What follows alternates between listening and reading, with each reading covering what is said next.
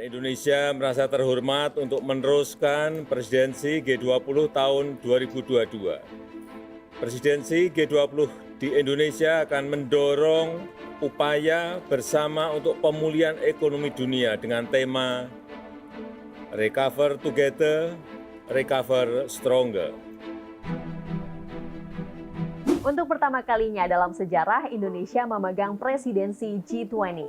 Finally, it is now my great pleasure to hand over the G20 presidency to President Widodo. Awalnya presidensi G20 Indonesia dilakukan pada tahun 2023 mendatang. Namun karena pada tahun depan Indonesia juga akan menjadi tuan rumah KTT ASEAN, maka pada tahun 2020 Indonesia melakukan negosiasi dan perundingan terhadap India terkait dengan pertukaran presidensi G20.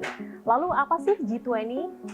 G20 atau Group 20 merupakan forum utama kerjasama ekonomi internasional yang beranggotakan negara-negara dengan perekonomian yang besar di dunia. Nah, G20 ini terdiri dari 19 negara, termasuk Indonesia dan 1 lembaga Uni Eropa. Forum yang didirikan pada tahun 1999 lalu memiliki posisi yang cukup strategis karena secara kolektif negara-negara G20 ini merepresentasikan 85% perekonomian internasional, 80% investasi global, 75% perdagangan internasional, dan 60% populasi dunia. Artinya kebijakan yang nanti keluar dari KTT G20 ini akan berpengaruh cukup besar terhadap dunia. Lalu apa keuntungan Indonesia memegang presidensi G20? Nah, selain meningkatkan eksistensi Indonesia di depan negara-negara G20 dan di dunia, dan juga akan meningkatkan nilai investasi dengan negara G20, nanti Bali akan menjadi kiblat pertemuan para pemimpin dari negara G20.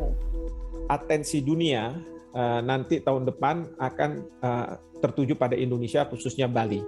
Dan ini tentu baik untuk kita.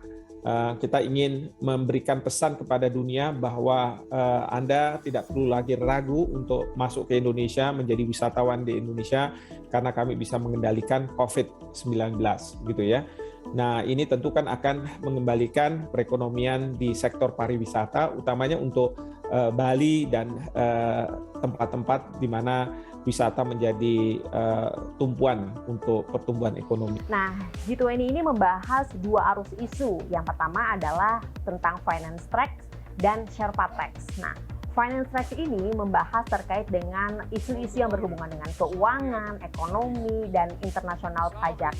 Nah, sedangkan untuk Sherpa tracks ini nanti isunya akan fokus pada pembahasan geopolitik, anti korupsi, perubahan iklim, dan juga kesetaraan gender. Nah, di presidensi G20 Indonesia ini, Indonesia memperjuangkan yaitu pemulihan ekonomi dan juga kesehatan, tidak hanya kepada negara-negara G20, tapi juga kepada seluruh dunia. Salah satu tantangan presidensi G20 Indonesia ini, bagaimana Indonesia mampu merangkul 2 negara rival ini antara Tiongkok dan Amerika Serikat. Apalagi pada penutupan G20 kemarin, Presiden Tiongkok Xi Jinping tidak hadir secara langsung. Ini yang menjadi tantangan bagi Indonesia. Kedua, kita tahu bahwa antara Amerika Serikat dengan China juga mereka memproduksi vaksin, dan bukannya tidak mungkin bahwa vaksin ini menjadi instrumen politik untuk kepentingan nasional mereka. Nah, kalau sudah dihadapkan pada permasalahan ini, bagaimana kita akan recover together? Padahal vaksin itu menjadi hal yang sangat penting, ya, yang harus dinikmati oleh semua warga di dunia. Indonesia memiliki waktu 1 tahun untuk bersolek di depan negara-negara G20. Nah, Prof. Hikmanto menambahkan bahwasannya salah satu tolak ukur presidensi Indonesia di G20 ini adalah bagaimana Indonesia mampu merangkul tidak hanya negara-negara G20, tapi negara-negara di seluruh dunia dalam proses pemulihan ekonomi dan kesehatan, dan juga kesetaraan vaksin. Recover Together, Recover Stronger. Semoga sukses Indonesia. Vina Nabila, Windri Hawadis, Jakarta.